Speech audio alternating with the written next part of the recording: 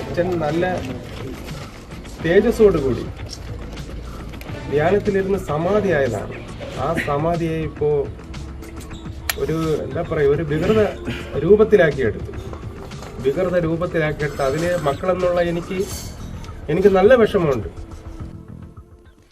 നെയ്യാറ്റിൻകര ഗോപന്റേത് സ്വാഭാവിക മരണമെന്ന് പ്രാഥമിക റിപ്പോർട്ട്. പോസ്റ്റ്മോർട്ടത്തിലെ പ്രാഥമിക വിവരങ്ങളോടെ ഒരാഴ്ച നീണ്ട വലിയ വിവാദം തൽക്കാലത്തേക്ക് കെട്ടടങ്ങുകയാണ്. അസ്വാഭാവികമായി ഇതുവരെ ഒന്നും കണ്ടെത്താനായിട്ടില്ല എന്നാണ് വിവരം. പരിശോധനാ ഫലം പൂർണ്ണമായും പുറത്തുവരുന്നതിന് ഒരാഴ്ച സമയമെടുത്തേക്കും. ഇതിനുശേഷം മാത്രമേ മരണം സ്വാഭാവികമാണോ എന്നതിൽ അന്തിമ നിഗമനത്തിൽ എത്താൻ കഴിയൂ. പ്രാഥമിക വിവരങ്ങളുടെ അടിസ്ഥാനത്തിൽ ബന്ധുക്കൾക്ക് വിട്ടുകൊടുത്ത മൃതദേഹം മോർച്ചറിയിൽ സൂക്ഷിച്ചിരിക്കുകയാണ്. സമാധിക്ക് തടസ്സം നിന്നവർക്കെതിരെ നിയമ നടപടിയെടുക്കണമെന്ന മരിച്ച ഗോപന്റെ മകൻ സനന്ദൻ രംഗത്തെത്തി. വിവിധ മഠാധിപതിമാരെ ഉൾപ്പെടെ എത്തിച്ച് സമാധി ചടങ്ങുകൾ വിപുലമായി ആചരിക്കാനാണ് ഹിന്ദു സംഘടനകളുടെ തീരുമാനം. ഈ വിഷയം നമ്മൾ പരിശോധിക്കുകയാണ്. സമാധിയിൽ ദുരൂഹത നീങ്ങിയോ? ഈ ചർച്ചയിൽ എനിക്കൊപ്പം ഡോക്ടർ ഷേർലി വാസു, ഫോറൻസിക് വിദഗ്ധ, ഡോക്ടർ TS ശ്യാംകുമാർ, അധ്യാപകൻ, Vishnupuram Chandrasekharan, VSDP, advocate NG Gireeshan, കുടുംബത്തെ അനുകൂലിക്കുന്നയാൾ ശ്രീ സുഭാഷ് ബാബു, റിട്ടയർഡ് SP എന്നിവർ ചേരുകയാണ്. ആദ്യം ശ്രീ സുഭാഷ് ബാബു, ഒരു മാൻ മിസ്സിംഗ് കേസാണ് ആദ്യം രജിസ്റ്റർ ചെയ്യപ്പെട്ടത്. അതിനുശേഷമാണ് ഇത് കല്ലറയിൽ അടക്കിയെന്ന ബന്ധുക്കളുടെ പരാതി, അവിടെ പരിശോധന, അതിന് തടസ്സം നിൽക്കൽ, നമ്മൾ പിന്നീട് കണ്ട വിവാദങ്ങളൊക്കെ അതിന് തൊട്ടു പിന്നാലെയാണ് ഉണ്ടായത്. ഇന്നിപ്പോൾ കല്ലറ പൊളിച്ച് അവിടെ ഉണ്ടായിരുന്ന മൃതദേഹം കാണാതായ വ്യക്തിയുടേതാണ് എന്ന് വ്യക്തമായിരിക്കുകയാണ്. DNA പരിശോധനയുടെ പോലും ആവശ്യമില്ലാതെ തന്നെ അത് വ്യക്തമായിരിക്കുന്ന ഒരു സാഹചര്യം. അപ്പോൾ ഈ കേസ് അവസാനിക്കുകയാണ്. അവസാനിക്കുമെന്ന് പറഞ്ഞാൽ പ്രാഥമികമായിട്ടൊരു മരണകാരണം ഏതാണ്ട് ബോധ്യപ്പെട്ടു. അതായത് അദ്ദേഹത്തെ ആരെങ്കിലും കൊല ചെയ്യുകയോ അല്ലെ മറ്റേതെങ്കിലും രീതി അപകടപ്പെടുത്തി അദ്ദേഹത്തിനെ കല്ലറയിൽ അടക്കിയതല്ല എന്നും ഒരു സ്വാഭാവിക മരണമാകാനുള്ള സാധ്യതയാണ് പോസ്റ്റ്മോർട്ടത്തിൽ നമ്മൾ ലഭ്യമായ വിവരം വെച്ച് നോക്കുമ്പോൾ അത് മനസ്സിലാകും. അപ്പൊ ഇതിനകത്ത് ഇനിയും അതിന്റെ കെമിക്കൽ പരിശോധനകൾ വരണം. ബ്ലഡ്, ലങ്സിന്റെ, ഹാർട്ടിന്റെ, ചെറുകുടല്, അങ്ങനെയുള്ള കുറെ ഭാഗങ്ങളൊക്കെ ഇതിന്റെ പരിശോധനയ്ക്ക് വേണ്ടി എടുക്കാറുണ്ട്. ആ പരിശോധനയ്ക്ക് എടുക്കുന്നത് പ്രധാനമായിട്ടും എന്താന്ന് പറഞ്ഞാൽ ഏതെങ്കിലും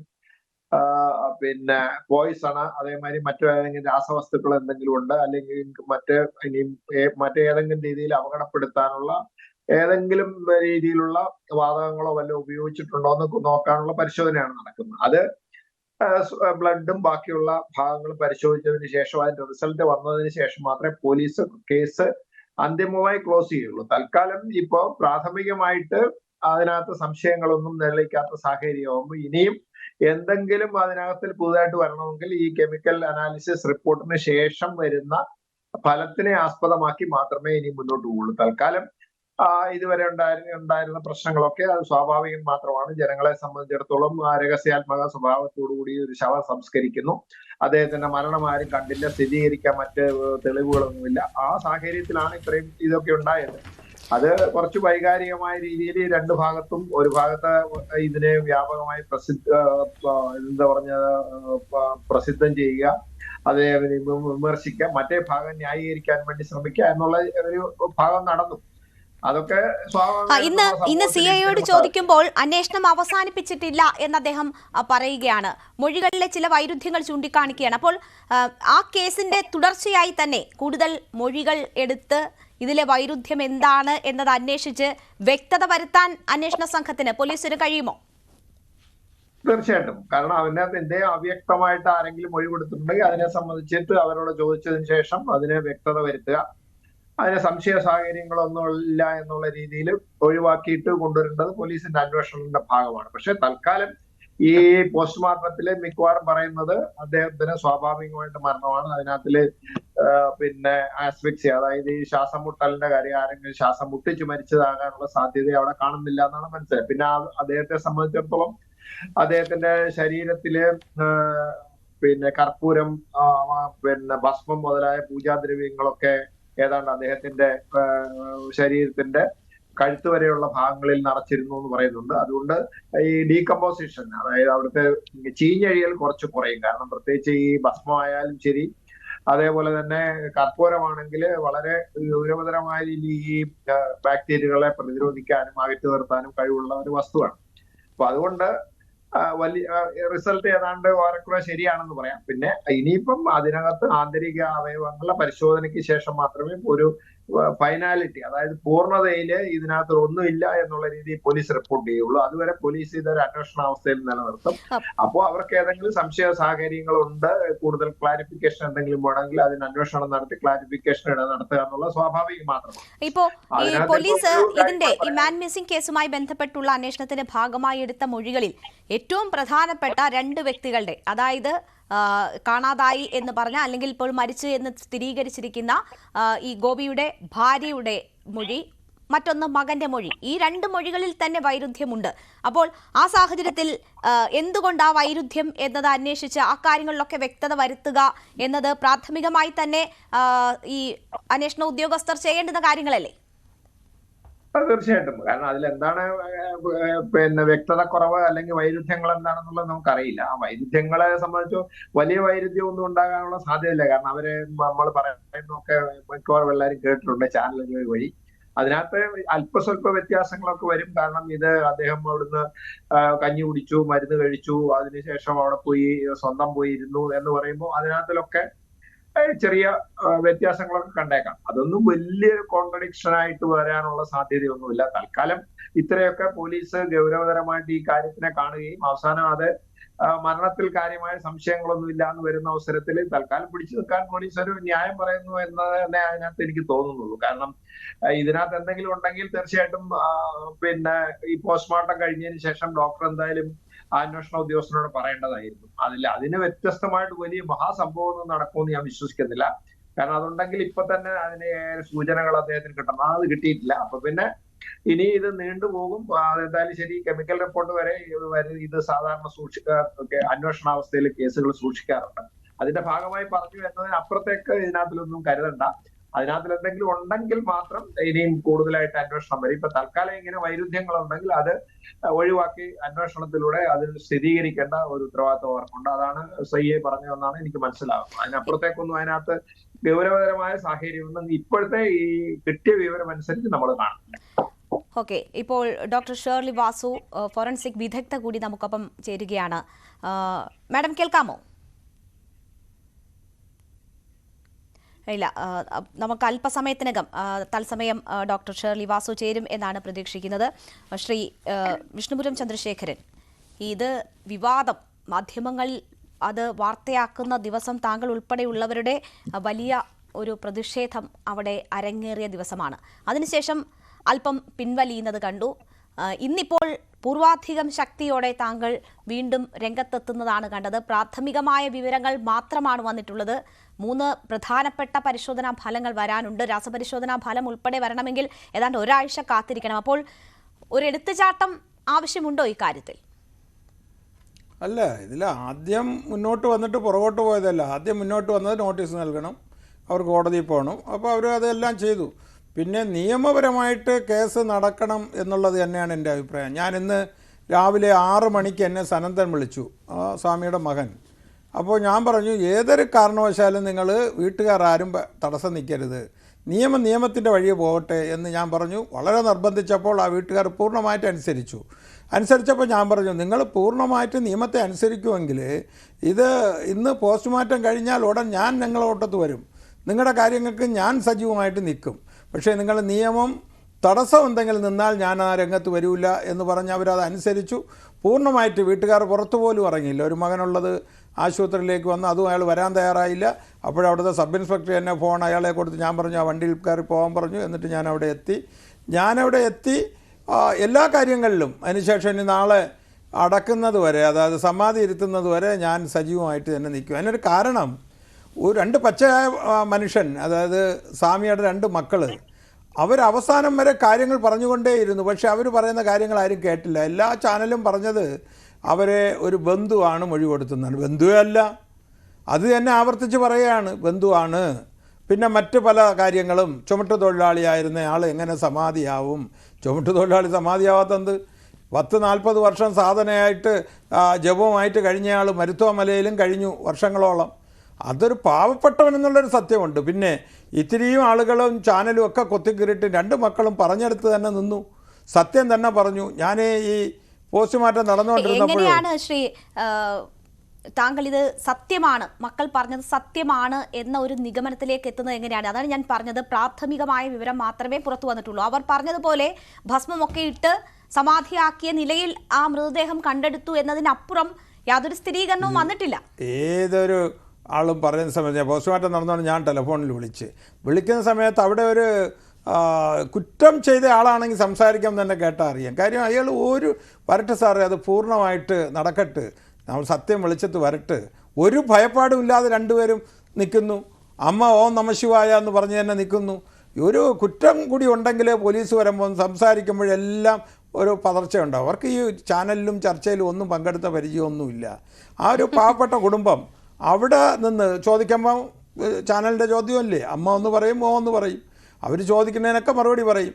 പക്ഷെ ഒരു കാര്യം ഉണ്ടായിരുന്നു, അവർ ആദ്യം മുതൽ പറഞ്ഞ കാര്യം അവസാനം വരെ ശരിയായിരുന്നു. അതിനെ ഉൾക്കൊള്ളാൻ ഞാൻ ഈ സമാധി എന്നൊക്കെ പറയുമ്പോൾ ഈ ചുമട്ടുതൊഴിലാളി സമാധി ആയതുകൊണ്ട് അതിന് അർത്ഥമില്ല.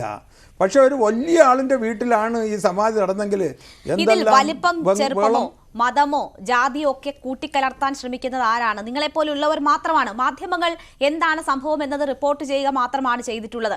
നോക്കൂ, അവിടെ ഒരു മരണം സംഭവിച്ചു, അവിടെയെന്നല്ല എവിടെ ഒരു മരണം സംഭവിച്ചാലും അതിൽ പരാതികളുണ്ടെങ്കിൽ നടക്കേണ്ടുന്ന സ്വാഭാവികമായ നടപടിക്രമങ്ങൾ മാത്രമാണ് ഇവിടെ നടന്നിരിക്കുന്നത്.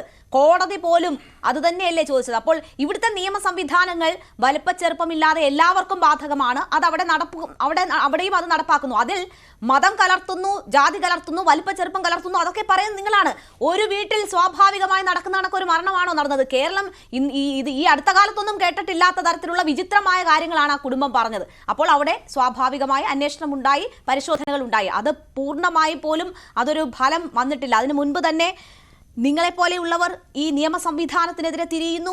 ഒരു പാവം മനുഷ്യന്റെ ശരീരമെടുത്ത് വികൃതമാക്കി ഈ ആൾക്കാർക്കെതിരെ നടപടി വേണം എന്നൊക്കെയുള്ള ആവശ്യങ്ങൾ ഉന്നയിക്കുകയാണ് ഇപ്പോഴും കുടുംബം. സത്യമായിട്ട് പാവമായതുകൊണ്ടല്ലേ ഇതൊക്കെ സംഭവിച്ചത്. നിയമം നടക്കട്ടെ, ആരെങ്കിലും തടസ്സപ്പെടുത്തിയോ? ഞങ്ങളൊന്നും ഈ പോസ്റ്റ്മോർട്ടം കഴിച്ച് പൂർണ്ണമായി എന്ന് പറയുന്നത് വരെ രംഗത്ത് വന്നില്ലല്ലോ. അത് നിയമപരമായിട്ട് എല്ലാ കാര്യങ്ങളും നടക്കണമെന്ന് തന്നെയാണ് ആഗ്രഹിച്ചത്. അത് സ്വാഭാവികമായിട്ട് ഒരുപാട് കാര്യങ്ങൾ തെറ്റിച്ചു എന്നുള്ളതാണ്. ഒരു പാവത്തിൻ്റെ വീട്ടിൽ കാര്യങ്ങൾ നടന്നു എന്നുള്ളത് കൊണ്ടാണ് കുറച്ച് ആളുകൾ കുറ്റപ്പെടുത്തിയത്. ശ്രീ വിഷ്ണുപുരം ചന്ദ്രശേഖരൻ, താങ്കൾ എന്തുകൊണ്ടാണ് ഇങ്ങനെ പറയുന്നത് അറിയത്തില്ല. ഈ അടുത്ത ദിവസങ്ങളിലായി നടന്ന നമ്മുടെ കോടതിയിൽ നടന്ന വ്യവഹാരങ്ങൾ നോക്കൂ. ബോബി ചെമ്മണ്ണൂർ എന്ന് പറയുന്ന വ്യവസായിയോട് എന്താണ് കോടതി എടുത്ത സമീപനം എന്നത് താങ്കൾ കണ്ടതാണല്ലോ. പണം ഒന്നിനും ഒരു തടസ്സമല്ല എന്നത് താങ്കൾ കണ്ടതാണല്ലോ. അതിനുശേഷമാണ് താങ്കൾ വന്ന് ഇവിടെ ഈ ഒരു പാവപ്പെട്ടവന്റെ വീടായതുകൊണ്ട് മാത്രം ഇങ്ങനെ നടന്നു എന്ന് പറയുന്നത്. അതിനകത്ത് എന്ത് അർത്ഥമെന്ന് എനിക്കറിയില്ല. ഞാൻ താങ്കളിലേക്ക് തിരിച്ചെത്താം. ഇപ്പോൾ നമുക്കൊപ്പം ഡോക്ടർ ഷേർലി വാസ് കൂടി ചേരുകയാണ്, ഫോറൻസിക് വിദഗ്ധ. മാഡം, ഇത് വളരെ വിവാദമായ ഒരു കേസാണ്. യുക്തിക്ക് നിരക്കാത്ത പല വാദങ്ങളും കുടുംബം പറഞ്ഞത് വലിയ രീതിയിൽ ചർച്ചയായതാണ്. ഇവിടെ ഇപ്പോൾ അപ്രാഥമികമായ വിവരങ്ങൾ വരുന്നു. ഒരു സ്വാഭാവിക മരണമാണ് ഇവിടെ സംഭവിച്ചത് എന്നത് നമുക്കിപ്പോൾ ഈ ഘട്ടത്തിൽ ഉറപ്പിക്കാൻ കഴിയുമോ?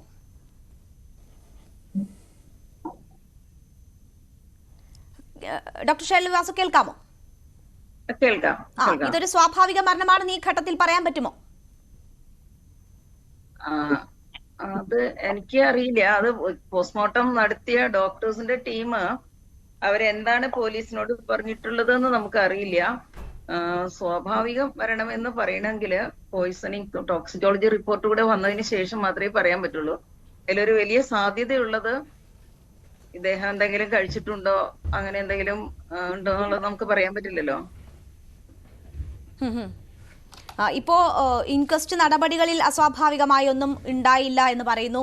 മക്കൾ ഇതുവരെ പറഞ്ഞത് പ്രകാരം തന്നെയാണ് മൃതദേഹം കണ്ടെത്തിയതും ആ സ്ഥലവും പശ്ചാത്തലവും ഒക്കെ അങ്ങനെയാണ് എന്ന് പറയുന്നു. ഇപ്പോൾ ആദ്യം പ്രാഥമികമായി ലഭിക്കുന്ന വിവരങ്ങളിലും അസ്വാഭാവികമായി ഒന്നുമില്ല എന്നാണ് പറയുന്നത്. പക്ഷേ ഇവിടെ ഈ മൊഴികളിലെ വൈരുദ്ധ്യം എന്ന് പറയുന്നത് ഇയാൾ ഒരു കിടപ്പ് രോഗിയായിരുന്നു എന്നതാണ് ബന്ധുക്കളും സമീപവാസികളും പറഞ്ഞത്. പക്ഷേ ഈ മക്കൾ പറഞ്ഞത് അച്ഛൻ നടന്നു വന്ന് ആ കല്ലറയിൽ ഇരുന്നു, അവിടെ ഇരുന്ന് സമാധിയായി തുടങ്ങിയ കാര്യങ്ങളൊക്കെയാണ്. അങ്ങനെയൊക്കെയുള്ള ഒരുപാട് ദുരൂഹതകളുണ്ട്. അപ്പോൾ കിടപ്പ് രോഗിയായിരുന്നു, ഏറെ നാളായി കിടപ്പ് രോഗിയായിരുന്നു എന്നൊക്കെ പറയുന്നു. കരുവാളിപ്പ് പാടുകൾ പുറത്തുണ്ട് എന്ന് ഇന്ന് അറിയാൻ കഴിയുന്നുണ്ട്. അപ്പോൾ അത് ഏതെങ്കിലും തരത്തിൽ പരിക്ക് പറ്റിയതാണോ എന്നതൊക്കെ അറിയണ്ടേ. അപ്പോൾ ഈ പ്രാഥമികമായി വരുന്ന ഈ വിവരങ്ങളെ നമുക്ക് എത്രമാത്രം വിശ്വസിക്കാൻ കഴിയും? ഇല്ല, അത് കുറച്ചൊക്കെ എന്താ പറയാ, അത് എല്ലാം പുറത്തേക്ക് വിടാനായിട്ടുണ്ടാവില്ലല്ലോ. ഡോക്ടർമാർ തന്നെ അവരുടെ പരിശോധനകൾ കണ്ടിന്യൂ ചെയ്യുന്നുണ്ടാവാം, ഒരു സാധ്യതകളൊക്കെ നോക്കുന്നുണ്ടാവാം. എന്താ വെച്ചാല് അതൊരു ഊഹങ്ങളും അങ്ങനത്തെ ഒന്നും പുറത്തു വിടാനാവില്ല. അപ്പൊ ടോക്സിക്കോളജി റിപ്പോർട്ട് വരാതെ അതിനെപ്പറ്റി കൂടുതലൊന്നും പറയില്ല. ഓബ്വിയസ് ആയിട്ട് പറയാൻ പറ്റുന്നത് വിസിബിൾ ആയിട്ടുള്ള പരിക്കുകൾ ഉണ്ടോ ഇല്ലയോ എന്നുള്ളതാണ് പറയാൻ പറ്റുക. പിന്നെ വിഷബാധ, അതായത് പോയിസണിങ്ങിന്റെ സൈൻസ് ആൻഡ് സിംറ്റംസ് നമുക്ക് വിസിബിൾ ആയിട്ട് കാണാനുള്ളത് സ്റ്റമക് കണ്ടൻസില്, അതായത് ആമാശയത്തിന്റെ ഉള്ളിൽ എന്തെങ്കിലും നിറവ്യത്യാസങ്ങളോ ഭക്ഷ്യവസ്തു അല്ലാത്ത കാര്യങ്ങളോ ഒക്കെ ഉണ്ടോ എന്നൊക്കെ ഉള്ളതും അവയവങ്ങൾക്ക് അതനുസരിച്ചിട്ടുള്ള വ്യത്യാസങ്ങളും അങ്ങനത്തെയൊക്കെ പറയാൻ പറ്റും. അതൊന്നും ഉണ്ടെങ്കിൽ ഇപ്പോ തന്നെ പോലീസിന് അത് അറിവ് കിട്ടേണ്ടതാണ്. അപ്പൊ ഇത്തരം ഒരു മോസ്റ്റ് പ്രോബബ്ലി ഇതൊരു സ്വാഭാവിക മരണമോ പോയിസണിങ്ങോ ആവാനുള്ള സാധ്യതയാണുള്ളത്. ശ്വാസമുട്ടിയുള്ള മരണമാണോ എന്നുള്ള സംശയങ്ങൾ പല കോണിൽ നിന്നും ഉയരുന്നുണ്ട്. ജീവനോടെ അവിടെ ഇരുത്തി സമാധിയായി എന്നത് തന്നെയാണ് മക്കൾ പറയുന്നത്.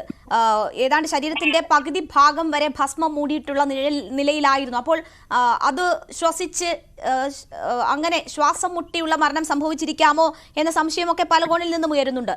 അതാണെങ്കിൽ കൃത്യമായി അത് കണ്ടുപിടിക്കാൻ കഴിയുന്ന സാധ്യത എത്രമാത്രമാണ്? ഏത് ഘട്ടത്തിൽ അത് കണ്ടെത്താൻ കഴിയും? ഓക്കെ, ഇതില് അവര് മരണം എന്നുള്ള വാക്ക് ഇതുവരെ ഉപയോഗിച്ചതായിട്ട് നമ്മൾ കേട്ടിട്ടില്ല. അവര് മരണത്തിന് പകരമായിട്ട് സമാധി, അതായത് അവരുടെ അച്ഛനെ സന്യാസിയായിട്ടാണ് കാണുന്നത്. സന്യാസിമാരുടെ മരണത്തിന് സമാധി എന്ന് പറയുന്ന അവര് അതിനുശേഷം അദ്ദേഹത്തിനെ ഒരു പ്രത്യേക രീതിയിൽ സംസ്കരിച്ചു എന്നാണ് പറയണത്. നമുക്ക് മനസ്സിലാവുന്നത് അതില് അവർ മരണലക്ഷണങ്ങൾ അവർ കണ്ടെത്തിയത് ചിലപ്പോ കുറച്ച് നേരത്തെ ആയിപ്പോയിട്ടുണ്ടാവാം, പെശകുണ്ടാവാം. അങ്ങനെ ആണിച്ചിട്ടുണ്ടെങ്കിൽ തീർച്ചയായിട്ടും എന്തെങ്കിലും ഒരു ജീവപ്രക്രിയ ഇതിന് ശേഷം നടന്നിട്ടുണ്ട്. വായില് ഭസ്മം ഇട്ടിരുന്നു എന്നൊക്കെ പറഞ്ഞു കേട്ടു.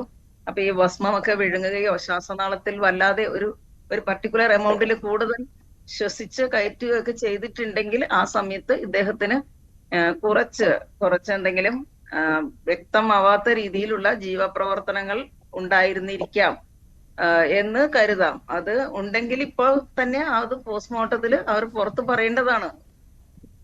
അങ്ങനെ ശ്വാസം മുട്ടിയുള്ള മരണമാണെങ്കിൽ അത് ഈ ഘട്ടത്തിൽ പ്രാഥമികമായി തന്നെയുള്ള നടക്കുന്ന പരിശോധനയിൽ അറിയേണ്ടതാണ് അല്ലേ? അറിയേണ്ടതാണ്. അപ്പോൾ അതിനുള്ള സാധ്യതയില്ല എന്നാണോ മനസ്സിലാക്കേണ്ടത്?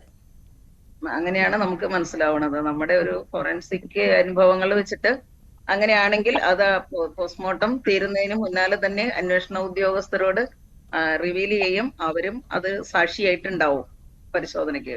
അങ്ങനെയാണെങ്കിൽ ഇവിടെ ശ്വാസം മുട്ടിയുള്ള മരണമാണെന്നുള്ള അല്ലെങ്കിൽ അങ്ങനെ ഉയരുന്ന ആരോപണങ്ങൾക്ക് സാധുതയില്ല. ഇനി വിഷം ഉള്ളിൽ ചെന്ന് മരണം സംഭവിച്ചോ എന്നതിലായിരിക്കണം പ്രധാനമായും പരിശോധന നടക്കേണ്ടത്. തീർച്ചയായും അത് നമുക്ക് റൂൾ ഔട്ട് ചെയ്യാൻ കെമിക്കൽ എക്സാമിനർക്ക് മാത്രമേ സാധിക്കുകയുള്ളൂ. ഡോക്ടർക്കോ പോലീസിനോ സാധ്യമല്ല. ഉണ്ടെങ്കിൽ അത് കണ്ടെത്താനും അവർക്ക് തന്നെ പറ്റുള്ളൂ. ഈ ശരീരത്തിലേറ്റ പരിക്കുകൾ വളരെ പ്രകടമായ പരിക്കുകൾ ഉണ്ട് എന്ന് പറയുന്നില്ല. പക്ഷെ അപ്പോഴും ശരീരത്തിൽ ചില കരുവാളിപ്പുകൾ ചില സ്ഥലങ്ങളിലായി ഉണ്ട് എന്ന് പറയുന്നു. അതിൽ പരിശോധന വേണം എന്നത് പോലീസ് ഉൾപ്പെടെ ചൂണ്ടിക്കാണിച്ചിട്ടുണ്ട്. അല്ലെങ്കിൽ അങ്ങനെ ഇൻഫോർമൽ ആയിട്ടുള്ള വിവരങ്ങൾ ഉണ്ട് എന്നാണ് മനസ്സിലാക്കുന്നത്. അങ്ങനെ ഒരു പരിക്കേറ്റുള്ള ഒരു മരണമാകാനുള്ള സാധ്യതയാണെങ്കിലും ഈ ഘട്ടത്തിൽ അറിയേണ്ടതാണോ? അറിയേണ്ടതാണ്. ഡീകമ്പോസിഷൻ, ഡിസ്കളറേഷൻസ് ഈ ഇത്രയും 5-6 ദിവസം ആയ ബോഡിയിൽ ഡീകമ്പോസിഷൻ കൊണ്ടുള്ള ഡിസ്കളറേഷൻസ് ഉണ്ടാവും. അത് വ്യക്തത വരുത്താൻ വേണ്ടിയിട്ട് അവർ കാത്തിരിക്കുന്നതാണ്. മരണകാരണമായ പരിക്കുകൾ ആവാൻ സാധ്യതയില്ല. ആണെങ്കിൽ ഇപ്പൊ തന്നെ വ്യക്തമായനെ. ഇപ്പോൾ മാഡം സൂചിപ്പിച്ചു ഒരു സാധ്യത, ഒരു പക്ഷേ സ്വയം ഒരു മരണം സ്ഥിരീകരിക്കാൻ പോയി അതിനുശേഷം നടന്ന പൂജാ പ്രക്രിയയിൽ ഒരു പക്ഷേ ഈ ഭസ്മം ഉൾപ്പെടെ ഉള്ളിൽ പോയിട്ടുണ്ടായിരുന്നു എങ്കിൽ, അല്ലെങ്കിൽ അങ്ങനെ മരണം സംഭവിച്ചിട്ടുണ്ടാകുമെങ്കിൽ അത് കൃത്യമായി മനസ്സിലാക്കാനും അതൊരു തരത്തിൽ വേണമെങ്കിൽ അസ്വാഭാവികതയിലേക്കൊക്കെ നയിക്കാനും ഒക്കെ ഇടയാക്കുന്ന സംഭവം. ഈ നമ്മുടെ 21ാം നൂറ്റാണ്ടിൽ നമ്മൾ ഈ വിഷയം ചർച്ച ചെയ്യുകയാണ്. ഇങ്ങനെ ഒരു മരണം കൈകാര്യം ചെയ്ത കുടുംബം അത് ഈ രീതിയിലൊക്കെ വിവാദമാകുന്നത്. മാഡത്തിന് എന്താണ് പൊതുസമൂഹത്തോട് പറയാനുള്ളത് ഈ ഒരു അവസരത്തിൽ? അത് സൊസൈറ്റിയിൽ നിന്ന് മാറി നിന്നുകൊണ്ടുള്ള ഒരു ജീവിതം നയിക്കുന്നവർക്ക് ഉണ്ടാവണ ഒരു അപകടമാണിത്.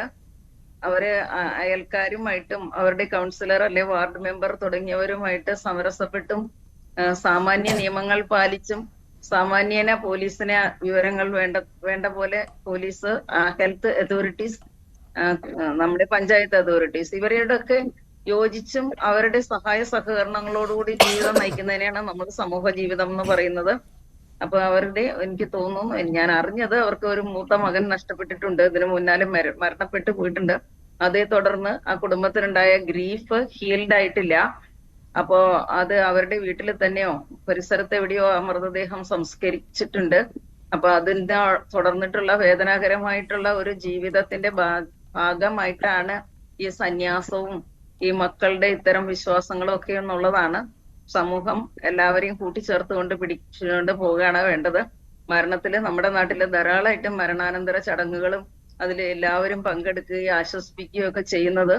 ഇപ്പൊ ഇദ്ദേഹത്തിന്റെ മരണം പോലും ഇവര് അധികം സഹകരണം കാണാനില്ലെങ്കിലും എല്ലാവരും അവർക്ക് സപ്പോർട്ടും ആശ്വാസവും കൊടുക്കുന്നതാണ് അവരെ സമൂഹ ജീവിതത്തിലേക്ക് തിരിച്ചു കൊണ്ടുവരാൻ നല്ലതെന്ന് ഞാൻ വിചാരിക്കണു. അന്വേഷണ ഉദ്യോഗസ്ഥരും ആ ദിക്കിലേക്ക് പോകുന്നു ഞാൻ വിചാരിക്കണു. ശരി, വളരെ നന്ദി മാഡം ഈ അവസരത്തിൽ ഞങ്ങളോട് സഹകരിച്ചതിന്. ഒരു ചർച്ചയ്ക്ക് മുഴുവൻ സമയവും നമുക്കൊപ്പം ചെലവഴിക്കാൻ പറ്റില്ല എന്ന് മാഡം പറഞ്ഞിരുന്നു. വളരെ നന്ദി ഇത്രയും സമയം ഞങ്ങൾക്ക് വേണ്ടി ചെലവഴിച്ചതിന്.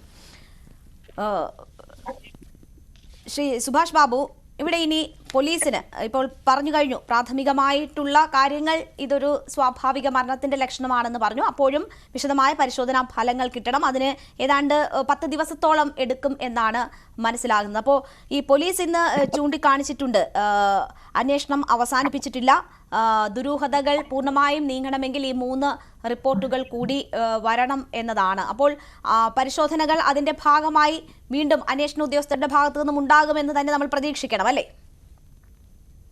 അതെ, ഇതിപ്പോ ഈ ടോക്സിക്കോളജി, അതായത് വിഷാംശം ഉണ്ടോ എന്നും മറ്റേതെങ്കിലും രീതിയിലുള്ള കെമിക്കലുകൾ ഉണ്ടോ എന്നുള്ള പരിശോധന നടക്കുന്നത് കെമിക്കൽ അനാലിസിസ് ആണ്. അത് ഈ ഡോക്ടർ പോസ്റ്റ്മോർട്ടം സമയത്ത് ശേഖരിക്കുന്ന വസ്തു, അതായത് ആന്തരിക അവയവങ്ങളിൽ നിന്നും സ്രവങ്ങളിൽ നിന്നാണ് ഈ പരിശോധന നടക്കുന്നത്. അത് അവിടുന്ന് ഹോസ്പിറ്റലിൽ നിന്ന്, അതായത് ഫോറൻസിക് മെഡിസിൻ ഡിപ്പാർട്ട്മെന്റിൽ നിന്ന് തന്നെ നേരിട്ട് അയക്കുകയാണ്. അത് പോലീസ് ഉദ്യോഗസ്ഥന്മാർ ആരെങ്കിലും പോലീസ് ഉദ്യോഗസ്ഥനായിരിക്കും കൊണ്ടുപോകുന്നത്. അവിടെ കൊണ്ട് കൊടുത്തതിന് ശേഷം അത് പരിശോധിക്കും. പരിശോധിച്ചതിന് ശേഷം റിസൾട്ട് പിന്നെ ഫോറൻസിക് ഡിപ്പാർട്ട്മെന്റിലേക്ക് കൊടുക്കും. അവരത് നോക്കിയിട്ട് അതിനകത്ത് വിഷാംശമോ മറ്റേതെങ്കിലും രീതിയിലുള്ള മാരകമായ സ്രവങ്ങളോ മറ്റു രീതിയിലുള്ള സാധനങ്ങളൊന്നും ഇല്ല എന്ന് ബോധ്യപ്പെടുകയാണെങ്കിൽ അതിനെ തുടർന്നിട്ട് പിന്നെ ഒരു ഫൈനൽ ആയിട്ടുള്ള റിപ്പോർട്ട് കൊടുക്കും. ആ റിപ്പോർട്ടിന്റെ അടിസ്ഥാനത്തിൽ പോലീസ് കേസ് ക്ലോസ് ചെയ്തു.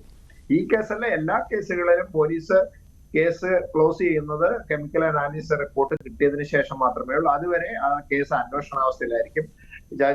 പോലീസ് സ്റ്റേഷനിലൊക്കെ പലപ്പോഴും ഈ കെമിക്കൽ അനാലിസിസ് ലാബില് ഡിലേ വരണം. ഇതൊക്കെ പ്രയോറിറ്റി വെച്ച് ചെയ്തു കൊടുക്കും. സാധാരണ 1-2-3 വർഷങ്ങളൊക്കെ പെൻഡിങ്ങിലാവുന്ന സംഭവമുള്ള, അതുവരെ ചിലപ്പോൾ അത് കാത്തു വെക്കും. ഇതിന് ഒരു സംശയമില്ല, മറ്റൊരു കാര്യമില്ല. അങ്ങനെയാണെങ്കിൽ ഈ അന്വേഷണത്തിന്റെ അവസ്ഥ കൂടുതൽ കേസ് വരുന്നതുകൊണ്ട് അപ്പൊ എന്ത് ചെയ്യും, ഇതുവരെ ഇതിനകത്തിൽ അന്വേഷണത്തിൽ സംശയകരമായ സാഹചര്യങ്ങളിലെ മരണം ഈ രീതിയിലാണെന്ന് ഏകദേശം സ്ഥിരീകരിക്കപ്പെട്ടിരിക്കുന്നത് കൊണ്ട് തൽക്കാലം ഈ കേസ് അന്വേഷണത്തിന്റെ ലിസ്റ്റിൽ നിന്ന് മാറ്റുകയും ഇനിയും ഈ റിപ്പോർട്ട് കിട്ടുന്ന അവസരത്തിൽ അതിനകത്ത് എന്തെങ്കിലും ദുരൂഹമായ സാഹചര്യങ്ങളെ കൂടുതൽ അന്വേഷിക്കേണ്ട സാഹചര്യങ്ങളും സംശയ സാഹചര്യങ്ങളും വന്നാൽ വീണ്ടും തുടർന്ന് ഈ കേസ് പുനരന്വേഷണം നടത്തും എന്ന് മാത്രമേ അതിനകത്ത് എഴുതുള്ളൂ അവസാനം. അത് ഇപ്പോ ഈ കേസൊക്കെ എന്തായാലും അത് കിട്ടിയതിന് ശേഷമുള്ള, അത് ഇതാവുന്നതുകൊണ്ട് പെട്ടെന്ന് കിട്ടും, ആദ്യം കാലതാമസം വരില്ല. 10 ദിവസം എന്ന് പറഞ്ഞാൽ ചിലപ്പം ഏതാണ് വിഷാംശം എന്ന് കണ്ടുപിടിക്കാൻ ചിലപ്പോൾ കൂടുതൽ സമയം എടുത്തു എന്ന് വന്നേക്കാം. എന്തായാലും സ്വാഭാവികമായിട്ട് 10-15 ദിവസത്തിനുള്ളിൽ അവർ കൊടുക്കേണ്ടതാണ്. അതുകൊണ്ടാണ് ഈ അന്വേഷണാവസ്ഥയെ തുടരുമെന്ന് പോലീസ് പറയാൻ കാരണം. മറ്റേതൊന്നും വലിയ ഗൗരവതരമായുള്ള കോൺട്രഡിക്ഷൻ ഒന്നുമില്ല, അല്ലെങ്കിൽ പെശകളൊന്നും അല്ല മൊഴിയിൽ വന്നിരിക്കുന്നത്. അത് അവരോട് ഒരു പ്രാവശ്യം ചോദിച്ചു കഴിഞ്ഞാൽ തന്നെ അത് സ്ഥിരീകരിക്കണം. അത് സ്ഥിരീകരിച്ചില്ലെങ്കിലും എന്തായാലും ശരി ഇതിനൊരു ദുരൂഹ സാഹചര്യത്തിലേക്ക് പോകാനുള്ള സാധ്യത എന്തായാലും കാണുന്നില്ല. എന്തായാലും ഇത് ഒരു സ്വാഭാവിക മരണമായിട്ട് തന്നെ പരിഗണിക്കപ്പെടാനുള്ള സാഹചര്യമാണ് നമ്മൾ കാണുന്നത്. ശരി, ഞാൻ താങ്കളിലേക്ക് തിരിച്ചെത്താം. അഡ്വക്കേറ്റ് NG ഗിരീഷൻ കൂടി നമുക്കൊപ്പം ചേരുകയാണ്. കുടുംബത്തെ അനുകൂലിക്കുന്ന വ്യക്തിയാണ് അദ്ദേഹം. ശ്രീ NG ഗിരീഷൻ, നോക്കൂ, ഇന്ന് കോടതിയുടെ നിർദ്ദേശമുണ്ടായിരുന്നു. അതിനുശേഷം കല്ലറ പൊളിച്ച് മൃതദേഹം പുറത്തെടുത്ത് പരിശോധന നടത്തുന്നതോടുകൂടി പ്രാഥമികമായ വിവരങ്ങൾ വരുന്നതോടുകൂടി തന്നെ ഈ മരണവുമായി ബന്ധപ്പെട്ട ദുരൂഹതകൾ ഏറിയ പങ്കും അവസാനിക്കുന്നു, അല്ലെങ്കിൽ ആ വിവാദങ്ങൾ കുറച്ചെങ്കിലും കെട്ടടങ്ങുന്ന ഒരു സാഹചര്യമാണ്. ഇത് ഈ കുടുംബത്തിന് തിങ്കളാഴ്ച തന്നെ ആകാമായിരുന്നില്ലേ? ഇതിൽ പ്രധാനമായിട്ടും ഈ ജീവസമാധിയും ഡെഡ് ബോഡിയും ഇത് തമ്മിലുള്ള വ്യത്യാസം അറിയാത്തതിൻ്റെ പ്രശ്നമുണ്ട്. ഈ 3 സമാധികൾ കണ്ട് അനുഭവിച്ച ഒരു വ്യക്തിയാണ് ഞാൻ. സ്വാമി ശിവാനന്ദ പരമഹംസരുടെ ശിശുസമാജം, അതിൽ കൂടി പ്രാണായാമ ധ്യാന മാർഗം അഭ്യസിച്ച് എൻ്റെ അപ്പൂപ്പൻ സമയം പറഞ്ഞ് സമാധിയായ ഒരു വ്യക്തിയാണ്. ആ നാട്ടുകാർക്കെല്ലാം ബോധ്യമുണ്ട്. അതുപോലെ എൻ്റെ അമ്മൂമ്മയും അമ്മയും അതുപോലെ ആ മാർഗത്തിൽ കൂടി മുന്നോട്ട് പോകുന്ന ഒരാളാണ് ഞാൻ. അപ്പോൾ ശരിയായിട്ടുള്ള വിധത്തിൽ ഒരു വെജിറ്റേറിയൻ ആഹാര രീതി സ്വീകരിച്ചുകൊണ്ട് ധ്യാന പ്രാണായാമ മാർഗങ്ങളിൽ കൂടി ജീവനെ നിയന്ത്രിച്ചുകൊണ്ട് സമാധിയിലെത്തുക എന്നുള്ള പ്രക്രിയയുണ്ട്. അത് കേവലം മരണമല്ല സംഭവിക്കുന്നത്. ഞാനൊന്ന് എക്സ്പ്ലെയിൻ ചെയ്യാം. ഏത് ഒരു മെഡിക്കൽ ഡിക്ഷണറി എടുത്ത് നോക്കിയാലും ആ മെഡിക്കൽ ഡിക്ഷണറിയിൽ ഈ ഭാഗം, അതായത് നമ്മുടെ സുഷുമ്നാകാന്ഡം അല്ലെങ്കിൽ തൃക്കണ്ണ്, ശിവൻ്റെ തൃക്കണ്ണ് എന്ന് പറയുന്ന ആ ഭാഗം, അതിനകത്ത് ഒരു പെരുബയറിൻ്റെ ആകൃതിയിലുള്ള സ്പേസ്, ആ സ്പേസിന് നേരെ ഒരു ആരോ മാർക്ക് കൊടുത്തിട്ട് രേഖപ്പെടുത്തിയിട്ടുണ്ട് ഫങ്ഷൻ അൺനോൺ. ആധുനിക ശാസ്ത്രത്തിന് അതിൻ്റെ ഫങ്ഷൻ അറിയില്ല. പക്ഷേ ഭാരതത്തിലെ ഋഷീശ്വരന്മാർക്ക് ആയിരക്കണക്കിന് വർഷങ്ങൾക്ക് മുമ്പ് അറിയാമായിരുന്നു. ഒരു സമാധിസ്ഥനായി നേരത്തെ പറഞ്ഞ വിധത്തിലുള്ള ജീവിത രീതിയിൽ കൂടി കടന്നു വരുന്ന, ചിട്ടയോടുകൂടിയുള്ള ജീവിത രീതി കടന്നു പോകുന്ന വ്യക്തിയെ സംബന്ധിച്ച് അവസാന നിമിഷം ഈ ജീവൻ പുറത്തു പോയിട്ട് ശവമാകുന്നതിന് പകരം ഈ ജീവൻ ഈ സുഷുമ്നാകാന്ഡത്തിൽ ലയിച്ചുകൊണ്ട് ശിവമായി മാറുന്ന, ജീവസമാധിയായി മാറുന്ന ഒരു പ്രക്രിയ ഭാരതത്തിലുണ്ട്. ഭാരതത്തിൽ അപൂർവമായിട്ട് എങ്കിലും ഇത് വ്യാപകമായിട്ടുണ്ട്. ആര്യ സമാജം, സിദ്ധ സമാജം അപൂർവമായിട്ടെങ്കിലും വ്യാപകമായിട്ടുണ്ട് ഇത് താങ്കൾ പറയുന്നു. പക്ഷേ ഇവിടെ അങ്ങനെ നടക്കുന്നതാണ്. ഇത് ആരും അറിയാതെ ഇപ്പോൾ സമീപവാസികൾക്ക് പോലും അറിയാൻ കഴിഞ്ഞില്ല. ഇന്നലെ വരെ തൊട്ട് മുൻപ് വരെ കണ്ടിരുന്ന വ്യക്തിയെ കാണുന്നില്ല. ഒരു പോസ്റ്ററിലൂടെ ആ മരണം അറിയേണ്ടി വരുന്നു. അതാണ് അവർക്ക് സംശയത്തിനിടയാക്കിയത്. താങ്കൾ ഈ പറയുന്ന താങ്കളുടെ വീട്ടിൽ ഉൾപ്പെടെ നടന്ന കാര്യങ്ങളും ഒക്കെ ഇങ്ങനെയാണോ നടന്നിട്ടുള്ളത്? ഇങ്ങനെ സംശയാസ്പദമാണോ? നാട്ടുകാർക്കും ഒരു സംശയം ഉണ്ടായിരുന്നില്ല. നാട്ടുകാരെ കൂടി തന്നെ നടന്നത്. പക്ഷേ അപ്പോ അതിന് അങ്ങനെ ഒരു സംശയകരമായ സാഹചര്യം ഉണ്ടായിരുന്നില്ല. എല്ലാവരുടെയും സാന്നിധ്യത്തിൽ നടന്നുകൊണ്ടായിരിക്കുമല്ലോ ഒരു പക്ഷേ. അപ്പൊ ഇതിന്റെ ദുരൂഹത എന്ന് പറയുന്നത് ആൾക്കാരറിഞ്ഞില്ല, ആൾക്കാരുടെ സാന്നിധ്യത്തിലല്ല ഈ സമാധി ഉറപ്പിച്ചതെന്നാണ്. അതിന് വ്യക്തമായുള്ള മറുപടി ആ കുടുംബം നൽകുന്നുണ്ട്. അത് കേൾക്കാൻ ആരും തയ്യാറാവുന്നില്ലെന്ന് മാത്രമേ ഉള്ളൂ. അച്ഛൻ അവരോട് പറഞ്ഞിരുന്നു, എൻ്റെ സമാധി ഇരുത്തുന്നത് പൂർത്തിയാകുന്നവരെ പുറം ഇത് അറിയണ്ട, അറിഞ്ഞാൽ ഈ സമാധി പ്രക്രിയ പൂർത്തിയാവില്ല. ജീവിച്ചിരുന്നപ്പോൾ അദ്ദേഹത്തിന് വേണമെങ്കിൽ ഇത് എല്ലാവരോടും പറയാറുന്നല്ലോ, എന്റെ സമാധി ഇങ്ങനെ ആയിരിക്കുമെന്ന്. അങ്ങനെയൊന്നും ആരോടും പറഞ്ഞിരുന്നില്ല. ആർക്കും ഒന്നും കാര്യങ്ങൾ അറിയത്തില്ല. That is his option. അദ്ദേഹം ചെയ്തില്ല. പക്ഷേ അദ്ദേഹം അതിൻ്റെ സാഹചര്യം മനസ്സിലാക്കണം. അതായത് ഇവര് ഹിന്ദു നാടാർ വിഭാഗത്തിൽപ്പെട്ട ഒരു കുടുംബമാണ്. ഈ 2 ഭാഗത്തെ സമാധിസ്ഥനായ വ്യക്തിയുടെയും അദ്ദേഹത്തിൻ്റെ ഭാര്യയുടെയും ബന്ധുക്കൾ മഹാഭൂരിപക്ഷവും ക്രിസ്ത്യൻസാണ്. ആ അമ്മ എന്നോട് പറഞ്ഞു, ഇത് കഴിഞ്ഞ് അവിടെ എത്തിയപ്പോഴത്തേക്കും അത് അന്വേഷിച്ച് പോയപ്പോൾ അമ്മ പറഞ്ഞു, ഞങ്ങൾക്ക് ബുദ്ധിമുട്ടുണ്ടാകുന്ന അവസരങ്ങളിലെല്ലാം ഓരോരുത്തർ വന്ന് നിങ്ങൾ മാത്രമേ ഹിന്ദുക്കളായിട്ട് നിൽക്കുന്ന എന്തിന്, നിങ്ങൾ ഞങ്ങളോട് പോരൂ എന്ന് പറയുന്ന ഒരു അവസ്ഥയുണ്ട്. അപ്പോൾ അവിടെ അവരുടെ സമുദായത്തിലെ ആൾക്കാർ കൂടിയാലും ഈ സമാധി എന്ന പ്രക്രിയയിലേക്ക് പോകാൻ അതിന് തടസ്സമുണ്ടാവും. അതുപോലെ അവിടെ അന്യമതസ്ഥരായുള്ളവരാണ് കൂടുതലായിട്ടുള്ളത്. അവരിൽ നിന്ന് ഇത് കിട്ടില്ല. ഇനി ഹിന്ദുക്കളാണ് കൂടുതൽ ഉണ്ടെന്നിരിക്കട്ടെ, അവർ ദഹിപ്പിക്കുന്നതിനായിരിക്കും മുൻകൈ എടുക്കുന്നത്. എന്തായാലും അതൊക്കെ കഴിഞ്ഞല്ലോ. ഇതിലൊരു പരാതി ഉണ്ട് എന്ന് പറയുമ്പോൾ ഞാൻ അതാണ് ചോദിച്ചത്. തിങ്കളാഴ്ച സബ് കളക്ടറുടെ നേതൃത്വത്തിൽ ആദ്യമൊക്കെ എത്തുമ്പോൾ അപ്പോൾ സമ്മതിച്ചു കൊടുത്തിരുന്നു എങ്കിൽ പോലും ഇന്ന് ഈ കോടതി ഉത്തരവൊക്കെ മേടിച്ച് വന്നുണ്ടാകുന്ന ഈ കോലാഹലങ്ങളൊന്നുമില്ല. അന്ന് സംഭവിച്ചാലും ഇതിനേക്കാൾ വളരെ എളുപ്പം ഈ കാര്യങ്ങൾ നടക്കുമെന്നേ ഉണ്ടായിരുന്നില്ല. അപ്പോൾ അന്ന് ആയിക്കൂടായിരുന്നോ എന്നാണ് ഞാൻ ചോദിച്ചത്. അന്ന് ആയിക്കൂടാതെ പ്രധാന കാരണം പറഞ്ഞാൽ തടസ്സം റേസ് ചെയ്ത വ്യക്തികളിൽ ഒരാൾ ഞാൻ തന്നെയാണ്. കാര്യം RDOയുടെ ഒരു ഉത്തരവ് വരുന്ന അവസരത്തിൽ RDOയുടെ ഉത്തരവ് എന്ന് പറയുന്നത് 2 ഭാഗവും കേട്ട് that is by the applying the principles of natural justice he is bound to hear both sides. ആ 2 ഭാഗവും കേട്ടിട്ട് പോയിന്റ് 1, 2, 3 എന്ന് പോയിന്റ്സ് നോട്ട് ചെയ്തതിന് ശേഷം അദ്ദേഹത്തിൻ്റെ സ്പീക്കിംഗ് ഓർഡറിനകത്ത് ഇന്ന കാരണങ്ങൾ ഇന്ന പോയിന്റ്സ് നിരാകരിക്കുന്നു, ഞാൻ ഇത് ഒരു മർഡറാണ് അല്ലെങ്കിൽ ബാക്കി ദുരൂഹ മരണമാണെന്ന് ഏതൊരു തീരുമാനത്തിൽ എത്തുന്നു എന്ന് അദ്ദേഹത്തിന് അറിവ് ചെയ്യാം. There must be a speaking order and prior that he is bound to hear both sides. അതുണ്ടായിട്ടില്ല. അതുകൊണ്ട് നമ്മുടെ തന്നെ നിയമത്തിൽ പക്ഷേ അങ്ങനെ ഒരു കുടുംബത്തിന് അങ്ങനെ ഒരു നോട്ടീസ് കൊടുക്കേണ്ട യാതൊരു ആവശ്യവും ഉണ്ടായിരുന്നില്ല എന്ന് തന്നെയാണ് മനസ്സിലാകുന്നത്. സബ് കളക്ടറും അക്കാര്യം തന്നെയാണ് ആദ്യ ദിവസം മുതൽ ചൂണ്ടിക്കാട്ടുന്നത്. എന്തായാലും നിങ്ങളുടെ ആ ഒരു പ്രശ്നമുയർത്തലും അതിനുശേഷം അവിടെ ക്രമസമാധാന പ്രശ്നം ഉൾപ്പെടെ ഉണ്ടായ ഒരു സാഹചര്യത്തിൽ അല്പം സംയമനം ജില്ലാ ഭരണകൂടം കാണിച്ചു എന്ന് മാത്രമേ ഉള്ളൂ. അതെന്തായാലും ഈ നിലയിൽ എത്തുകയും ചെയ്തു. ഇന്നും ഒരു പരാതി എവിടെ നിന്നും ഉണ്ടായില്ലല്ലോ. എന്തായാലും ഞാൻ മറ്റതിഥികളിലേക്ക് എത്താം ഇടവേളയ്ക്ക് ശേഷം.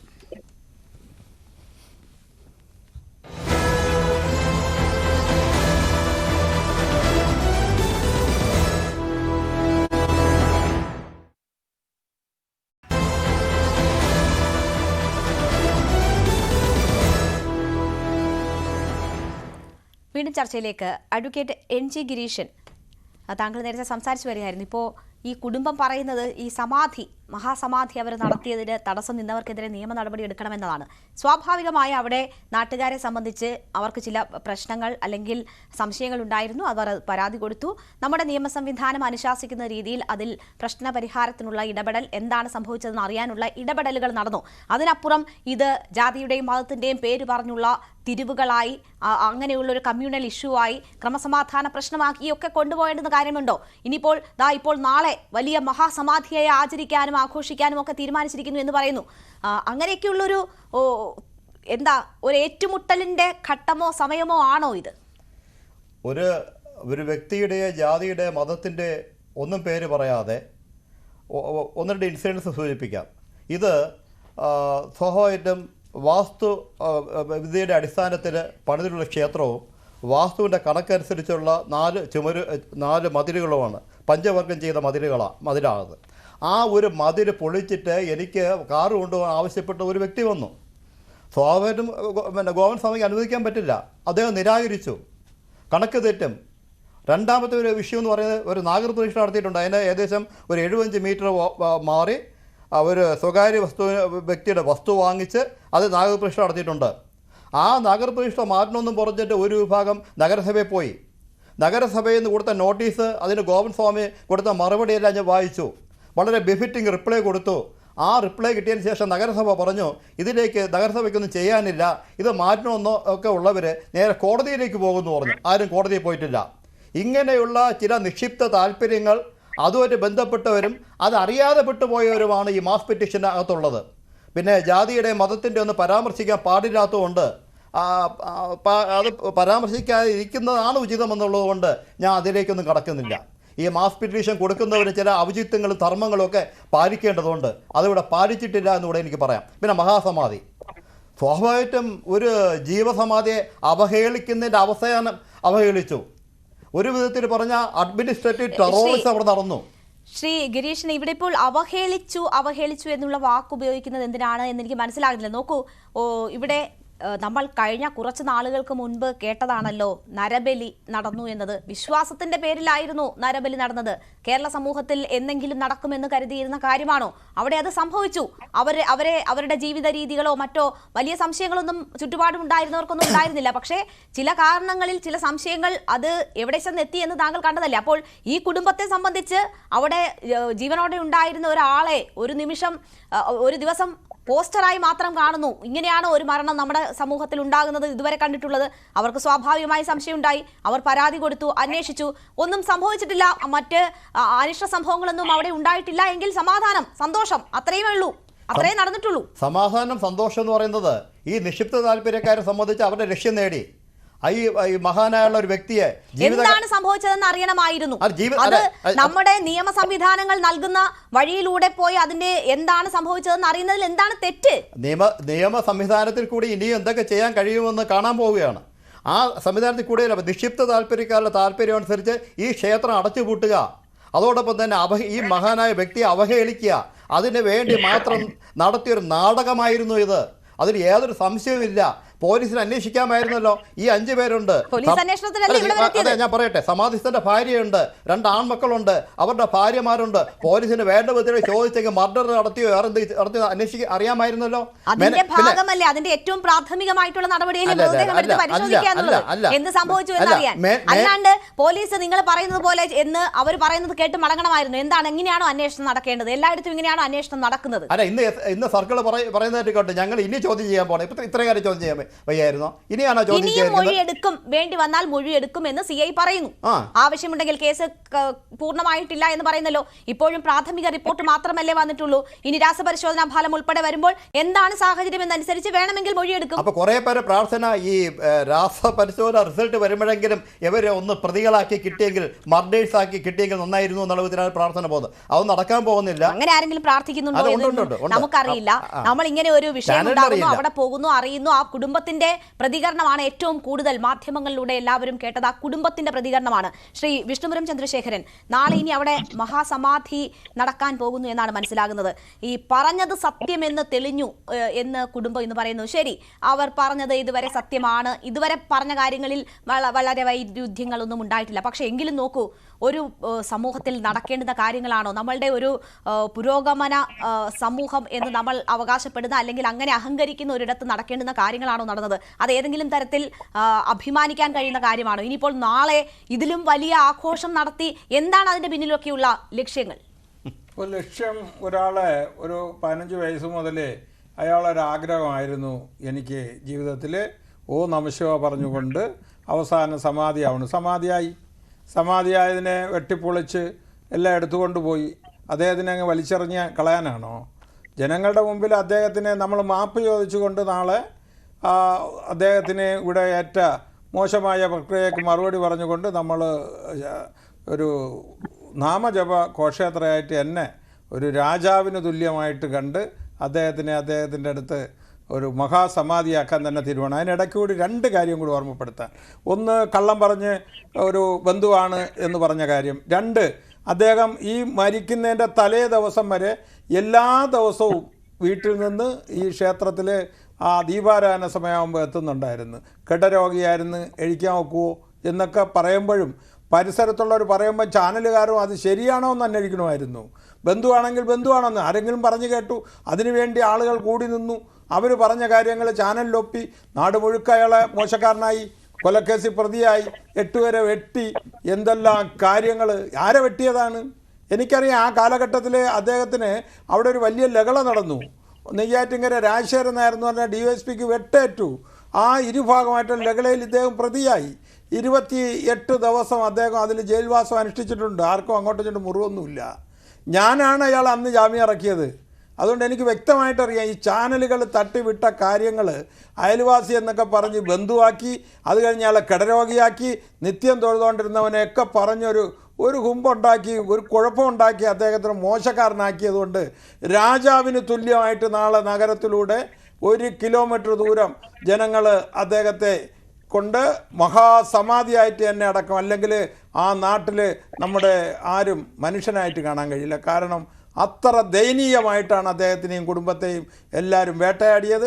അതിൽ നിന്നൊരു മോചനം ആയിക്കൊണ്ട് മഹാസമാധിയായിട്ട് തന്നെ സന്യാസിമാരുടെ നേതൃത്വത്തിൽ ആ ചടങ്ങുകൾ നാളെ നടത്താൻ തന്നെയാണ് നിശ്ചയിച്ചിട്ടുള്ളത്.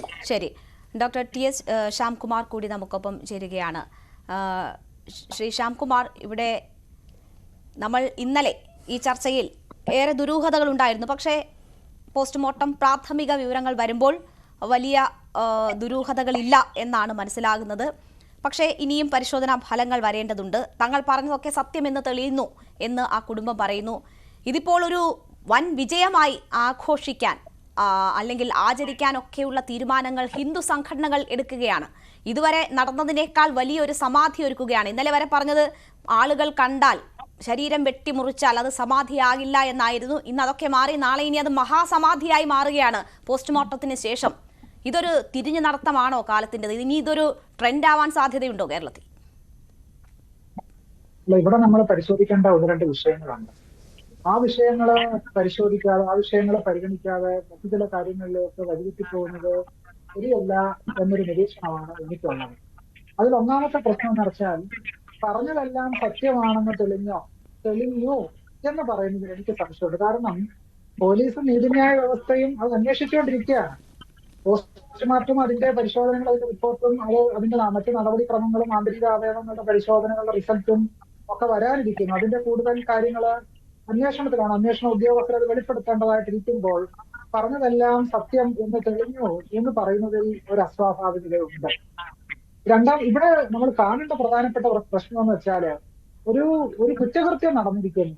ആ കുറ്റകൃത്യത്തെ സമാധി എന്ന് പറഞ്ഞ് മൂടിവെക്കാൻ സാധിക്കുമോ എന്നുള്ളതാണ് പ്രധാനപ്പെട്ട ചോദ്യം. കാരണം കേരളത്തില് പലതരത്തിലുള്ള സന്യാസ മഠങ്ങളുണ്ട്. നമുക്കറിയാം, കേരളത്തിൽ ശിവഗിരി മഠമുണ്ട്, രാമകൃഷ്ണ മഠമുണ്ട്. കഴിഞ്ഞ ദിവസം ആശ്രമത്തിലൊരു സന്യാസി സമാധി അടഞ്ഞു. ഇവിടെ സമാധി അടയുക എന്നതുകൊണ്ട് എന്താണ് ഉദ്ദേശിക്കുന്നത്? ആ സമാധി അടയുക എന്ന് പറഞ്ഞ് ഉദ്ദേശിക്കുന്നത് പൊതുവെ സന്യാസിമാര് മരണപ്പെട്ട് കഴിയുമ്പോൾ അവരെ സമാധി ഇരുത്തുന്ന ഒരു ചടങ്ങുണ്ട്. ആ ചടങ്ങിന്റെ പേരാണ് സമാധി എന്ന് പറയുന്ന ചടങ്ങ്. പൊതുവെ നമ്മൾ അല്ലാതെ സമാധി എന്ന് പറയുന്നുണ്ട്. ഇപ്പൊ പതഞ്ജലിയുടെ യോഗസൂത്രം മുതലായ ഗ്രന്ഥങ്ങൾ സമാധി എന്ന് പറയുന്ന സങ്കല്പമുണ്ട്. സവികൽപ്പ സമാധി, മൃഗകൽപ്പ സമാധി മുതലായ സമാധികളെ വിശദീകരിക്കുന്നുണ്ട്. ആ സമാധി എന്ന് പറഞ്ഞാൽ എന്താണ്? അത് ഇഹലോകത്തോടുള്ള താല്പര്യങ്ങളെല്ലാം തന്നെ വെടിഞ്ഞ് ഒരു മനസ്സും ശരീരവും ഒക്കെ തന്നെ പരമാത്മാവിൽ ലയിക്കുക എന്ന് പറയുന്ന സങ്കല്പമാണ്. അത് ഇഹലോക വിരക്തിയാണ്. അത് മരിക്കുക എന്ന് പറയുന്ന സങ്കല്പം അവിടെ വിശദീകരിക്കപ്പെടുന്നതേ ഇല്ല. അപ്പൊ കാര്യം ഇങ്ങനെ ഇരിക്കുകയാണ്.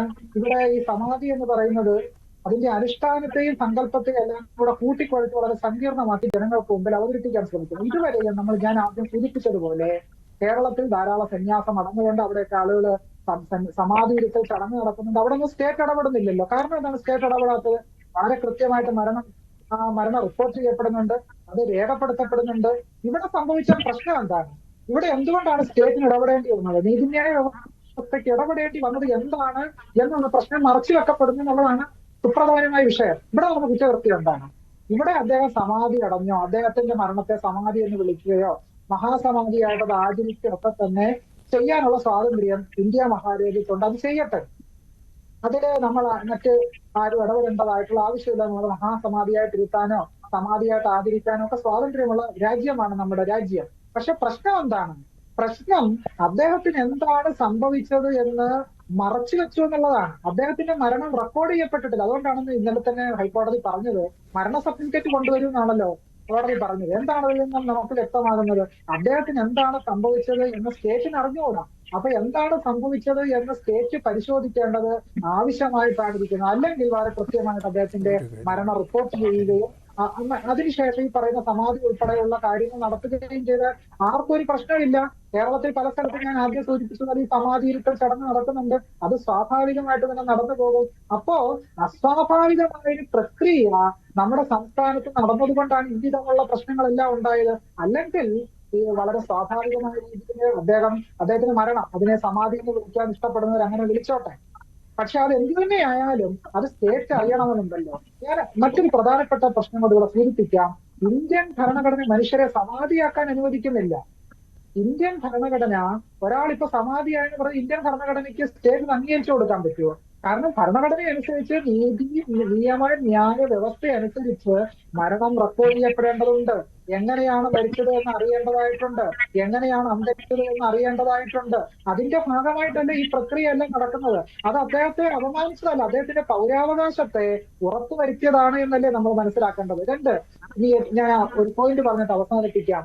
കേരളത്തിന്റെ മഹാനായ നവോത്ഥാന നായകൻ ശ്രീനാരായണ ഗുരുവിന്റെ നേർശിഷ്യൻ സഹോദരൻ അയ്യപ്പൻ സമാധിയെ പറ്റി ഒരു കാര്യം പറഞ്ഞിട്ട് അദ്ദേഹം പറഞ്ഞത്, മഹാന്മാരായ ആളുകൾ മരിക്കുമ്പോൾ അന്തരിക്കുമ്പോൾ അവർ ചത്തു എന്ന് പറയുന്നതിന് പകരം മരിച്ചു എന്ന് പറയുന്നതിന് പകരം സമാധി അടങ്ങു എന്ന് പറഞ്ഞാലും അവർ അന്തരിച്ചു എന്നുള്ളതാണ് യാഥാർത്ഥ്യം എന്ന് സാക്ഷാൽ സഹോദരൻ അയ്യപ്പൻ പറഞ്ഞിട്ടുണ്ട്. അപ്പൊ നമ്മളതിന് എന്ത് പേരിൽ വിളിച്ചാലും മരണം എന്ന് പറയുന്ന ഒരു സ്വാഭാവിക പ്രക്രിയയാണല്ലോ. അത് നമ്മൾ അംഗീകരിക്കണം. അതിനെ സമാധിയെന്നോ മഹാസമാധിയെന്നോ വിശ്വാസ സമൂഹം എങ്ങനെയും വിളിച്ചോട്ടെ. തീർച്ചയായും ഇവിടെ വളരെ സംശയം ജനിപ്പിക്കുന്ന തരത്തിൽ ആ മരണം സംഭവിച്ചു, അത് ആരെയും അറിയിക്കാതെ മൂടിവെക്കപ്പെട്ടു.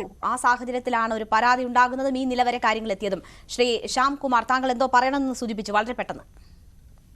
അല്ല ക്ഷമിക്കണം ശ്രീ ഗിരീഷ്, ക്ഷമിക്കണം, എനിക്ക് പേര് മാറിപ്പോയി. ഗിരീഷ്, അതായത് ഇവിടെ സംസാരിച്ച വ്യക്തി അദ്ദേഹത്തിന്റെ സമാധിയെക്കുറിച്ചുള്ള പെർവേർട്ടഡ് വെർഷനാണ് പറഞ്ഞത്. ഞാനൊരു ലായറാണ്. ഇന്ത്യൻ ഭരണഘടനയിൽ സമാധി ഒരിടത്ത് നിരോധിച്ചിട്ടില്ല. മാത്രമല്ല മരണം റിപ്പോർട്ട് ചെയ്യപ്പെടണമെന്നല്ലേ അദ്ദേഹം സൂചിപ്പിച്ചത്? ഞാൻ ആ പോയിന്റിലേക്ക് വരികയാണ്. ആത്മീയമായിട്ടുള്ള അന്തരീക്ഷത്തിന് ഏറ്റവും കൂടുതൽ അനുകൂലിക്കുന്ന ഒരു ഭരണഘടനയാണ് ഭാരതം. കാരണം ഈ ആത്മീയതയുടെ നാടാണ് ഭാരതം. ഇനി റെക്കോർഡ് ചെയ്യപ്പെടേണ്ടത് കറക്റ്റ്. എന്തുകൊണ്ട് ഹൈക്കോടതി ഈ ചോദ്യം ചോദിച്ചപ്പോൾ അന്ന് അവിടെ ഹാജരായ അഡ്വക്കേറ്റ് പറയാൻ കഴിഞ്ഞില്ല എന്ന് ഞാൻ ഇപ്പോഴും അതിശയിക്കുകയാണ്. ഈ 9-ാം തീയതിയാണ് ഈ സമാധി നടക്കുന്നത്. ഇവിടെ നിയമം അനുശാസിക്കുന്ന വിധത്തിലാണെങ്കിൽ 7 ദിവസത്തിനകം റിപ്പോർട്ട് ചെയ്താൽ മതി. 7ാമത്തെ ദിവസം ഇന്നാണ്. കോടതി ചോദിക്കുന്നത് ഇന്നലെയോ മെനയോ എന്നാണ് ചോദിക്കുന്നത്. ആ ലായർ പറയണമായിരുന്നു ഇത് ഇത്ര തീയതി വരെ അപേക്ഷിക്കാവുന്നതാണ്. ആൾറെഡി അപേക്ഷിച്ച് കഴിഞ്ഞു. അതിന്റെ മരണ സർട്ടിഫിക്കറ്റ് കിട്ടുന്നുണ്ട്. കിട്ടുന്ന പുറകെ ഹാജരാക്കാം. മരണം എങ്ങനെ നടന്നു എന്നുള്ളത് അവരെ ധരിപ്പിക്കണമല്ലോ. മരണ സർട്ടിഫിക്കറ്റ് കിട്ടണമെങ്കിൽ ധരിപ്പിക്കണമല്ലോ. അല്ല, അത് പിന്നീടുള്ള വിഷയമല്ലേ. ആ മരണ സർട്ടിഫിക്കറ്റ് അപേക്ഷിച്ചിട്ടുണ്ട്, ആ മരണത്തിൽ ഹാജരായിക്കൊള്ളാന്ന് കോടതി പറഞ്ഞിരുന്നെങ്കിൽ സ്വാഭാവികമായിട്ടും അതിനൊരു സമയം കൊടുത്തുകൊണ്ട് ഇത് മാറുമായിരുന്നു. അച്ഛൻ വന്നിരുന്നു കർപ്പൂരമിട്ട് കല്ലെടുത്ത് വെച്ച് അടച്ചു എന്ന് പറഞ്ഞ മരണ സർട്ടിഫിക്കറ്റ് കിട്ടുമെന്ന് എനിക്കറിയില്ല. എന്തായാലും അത് കോടതി പറഞ്ഞ കാര്യമാണ്, കോടതിയിൽ ഇനി ധരിപ്പിക്കേണ്ട കാര്യമാണ്. ഞാൻ താങ്കളിലേക്ക് തിരിച്ചെത്താം. ശ്രീ വിഷ്ണുപുരം ചന്ദ്രശേഖരൻ, താങ്കൾ എന്തോ സൂചിപ്പിക്കണമെന്ന് പറഞ്ഞിരുന്നല്ലോ. അല്ല, ഹൈക്കോടതി ഈ മരണ സർട്ടിഫിക്കറ്റ് എന്തായാലും മരണ സർട്ടിഫിക്കറ്റായി. ഇന്നലെ കണ്ണൂർ 2-3 ഡോക്ടർമാർ പരിശോധിച്ച് മരണ സർട്ടിഫിക്കറ്റും കൊടുത്ത ഒരാളെ മോർച്ചറിയിലാക്കി അത് നേരെ ആംബുലൻസിൽ പോയപ്പോൾ അഴിച്ചിരിക്കുന്നു. അതും ഒരു സർട്ടിഫിക്കറ്റ് അവരെല്ലാം അതും ബംഗളൂരുവിൽ നിന്ന് കൊണ്ടുവന്ന ബോഡി ആയിരുന്നു. അതെ, അത് നേരത്തെ അത് സൂചിപ്പിച്ചിരുന്നു. ഡോക്ടർ TS ശ്യാംകുമാർ, മറുപടി. അല്ല, ഇവിടെ വെച്ചാലേ ഇന്ത്യൻ ഭരണഘടന സമാധി അനുവദിക്കുക എന്നുള്ളത് എങ്ങനെയാണെന്ന് എനിക്ക് അറിഞ്ഞുകൂടാ. മരണം എന്തായാലും റെക്കോർഡ് ചെയ്യപ്പെട്ടേ പറ്റൂ. അത് ഏത് വൻ സമാധിയാണെങ്കിലും കൊള്ളാം, ഏത് തരത്തിലുള്ള മഹാസമാധി എന്ന പേര്. പക്ഷേ അത് റെക്കോർഡ് ചെയ്യപ്പെടാതെ മഹാസമാധിയായിട്ട് കൊണ്ടാടാം എന്നുള്ളത് എനിക്ക് അറിഞ്ഞുകൂടാ. അതെങ്ങനെയാണ് ഇന്ത്യൻ ഭരണഘടന ഒരാളുടെ മരണം റെക്കോർഡ് ചെയ്യാതെ സമാധിയാകാൻ അനുവദിക്കുന്നത്? എനിക്ക് മനസ്സിലാകുന്നില്ല. അതെങ്ങനെയാണ് നീതിന്യായ വ്യവസ്ഥയ്ക്ക് അനുകൂലമായ ഒരു സിസ്റ്റത്തെ പറ്റിയാണോ ഈ പറയുന്നത്? ഒരാൾക്ക് ഇപ്പം ഒരു സുപ്രഭാതത്തിൽ മറ്റൊരാളെ സമാധിയായെന്ന് പറഞ്ഞ് അടച്ചുമൂടി കെട്ടിവെക്കാൻ പറ്റുമോ? അത് സ്റ്റേറ്റിനെതിരെ കുറ്റകൃത്യമല്ലേ? അപ്പൊ ഇന്ത്യൻ ഭരണഘടന അനുസരിച്ച് സമാധി എന്ന് പറഞ്ഞ് ചടങ്ങ് നടത്താനൊക്കെ പറ്റും, തീർച്ചയായിട്ടും പറ്റും. പക്ഷേ ആ ചടങ്ങ് എന്ന് പറയുന്നത് മരണം റെക്കോർഡ് ചെയ്യപ്പെടണം എന്നുള്ളത് യാഥാർത്ഥ്യമാണ്. യാഥാർത്ഥ്യത്തെ അംഗീകരിച്ചേ പറ്റൂ. തീർച്ചയായും. ശ്രീ ഗിരീഷ്, ഇവിടെ മക്കൾ പറഞ്ഞ എന്താണ്? ജീവനോടെ വന്നിരുന്നു, പിന്നീട് കർമ്മങ്ങൾ നടത്തി, കല്ലെടുത്ത് വെച്ചു, തേജസ് പോയി, അങ്ങനെ പോയി, ഇങ്ങനെ പോയി എന്നൊക്കെയാണ് പറഞ്ഞത്. ഇപ്പോ പോസ്റ്റ്മോർട്ടം റിപ്പോർട്ട് വരുന്നത് എന്താ? ഒരുപക്ഷെ അദ്ദേഹം മരിച്ചതിന് ശേഷം അവിടെ ബോഡി കൊണ്ടിരുത്തി ചെയ്ത കർമ്മങ്ങളാകാം എന്നതാണ് മനസ്സിലാകുന്നത്. അതുകൊണ്ടായിരിക്കും സ്വാഭാവിക മരണം എന്നുള്ള റിപ്പോർട്ടുകൾ വരുന്നത്. അതായിരിക്കും അത് ഏതെങ്കിലും തരത്തിൽ. ഇപ്പോൾ ആരാധനയും വിശ്വാസവും ഒക്കെ ഒരു തരത്തിൽ ബിസിനസ് കൂടിയാണല്ലോ. ആ ഒരു സാധ്യത കൂടി പരിശോധിക്കപ്പെടാൻ, അല്ലെങ്കിൽ ആ സാധ്യത കൂടി പരീക്ഷിക്കപ്പെടാൻ വേണ്ടി ആയിരിക്കുമോ മക്കൾ അങ്ങനെയൊക്കെ പറഞ്ഞത്? അവരെ ബിസിനസ് എന്ന് പറയുന്നത് 4-5 പശുക്കളെ വളർത്തി ഉപജീവനം നടത്തുന്നതാണ് ഒരു ബിസിനസ്. ഇങ്ങനെ ഒരു ബിസിനസ്സിനെ കുറിച്ച് ഈ അതിബുദ്ധിയുള്ളവർ ചിന്തിക്കാൻ പ്രാപ്തിയുള്ളവരല്ല, നിഷ്കളങ്കരായുള്ള ആൾക്കാരാണ്. അവർ സംസാരിക്കുമ്പോൾ തന്നെ മനസ്സിലാവും. പിന്നെ നേരത്തെ പറഞ്ഞ പോലെ മരണം റെക്കോർഡ് ചെയ്യേണ്ടെന്ന് ആരും പറഞ്ഞിട്ടില്ല. ഈ ഭരണഘടന എന്ന് ആവർത്തിച്ച് പറയുമ്പോൾ ആ ഭരണഘടനയുടെ പ്രൊവിഷൻസ് ഇന്ന പ്രൊവിഷൻസ് പ്രകാരം ഇന്ന വിധത്തിൽ പറയാൻ ആ ഡോക്ടർ ബാധ്യസ്ഥനാണ്. ഞാൻ പറഞ്ഞത് റെക്കോർഡ് ചെയ്യേണ്ടെന്നല്ല. റെക്കോർഡ് ചെയ്യാനുള്ള സമയം 7 ദിവസമാണ്. ഇന്ന് വരെ ആപ്ലിക്കേഷൻ കൊടുക്കാം. ആൾറെഡി ആ കുടുംബത്തിന് വേണ്ടി ആപ്ലിക്കേഷൻ കൊടുത്തിട്ടുണ്ട്. ആ സത്യം കോടതിയിൽ പറഞ്ഞിരുന്നുവെങ്കിൽ, അത് കിട്ടുന്ന മുറയ്ക്ക് ഹാജരാക്കാമെന്ന് പറഞ്ഞിരുന്നുവെങ്കിൽ കോടതിയിൽ നിന്ന് മറ്റൊരു വിധിയായിരുന്നു, അല്ലെങ്കിൽ ഒരു സാവകാശം കിട്ടുമായിരുന്നു എന്ന് മാത്രമേ ഞാൻ പറഞ്ഞുള്ളൂ. ശരി, എന്തായാലും കോടതി അതിനുള്ള കാത്തിരിപ്പിലല്ലായിരുന്നു. ഇപ്പോഴത്തെ നടപടികളിൽ യാതൊരു തരത്തിലും ഇടപെടേണ്ട സാഹചര്യമില്ല, സാധാരണ നടപടിക്രമമാണ് അവിടെ നടക്കുന്നതെന്ന നിഗമനത്തിലാണ് കോടതി എത്തിയത്. ആ പ്രാധാന്യം മാത്രമേ ആ പരാതിക്ക് കോടതി നൽകിയിട്ടുമുള്ളൂ. അതുകൊണ്ട് തന്നെയാണ് ഇന്ന് ഒരക്ഷരം പോലും മിണ്ടാതെ ഇന്നത്തെ നടപടികളോട് ആ കുടുംബത്തിന് സഹകരിക്കേണ്ടി വന്നതും. വളരെ നന്ദി. എന്തായാലും ചർച്ചയിൽ പങ്കെടുത്ത എല്ലാ അതിഥികൾക്കും നമുക്ക് കാത്തിരിക്കാം. ഇനി ബാക്കി റിപ്പോർട്ടുകൾ വരാനുണ്ട്. പോലീസ് അന്വേഷണവും തീർന്നിട്ടില്ല എന്ന് അന്വേഷണ ഉദ്യോഗസ്ഥർ തന്നെ പറയുന്നുമുണ്ട്. കോടതിയും വരും ദിവസങ്ങളിൽ ഈ വിഷയം പരിശോധിക്കും. വളരെ നന്ദി ചർച്ചയിൽ പങ്കെടുത്ത എല്ലാ അതിഥികൾക്കും.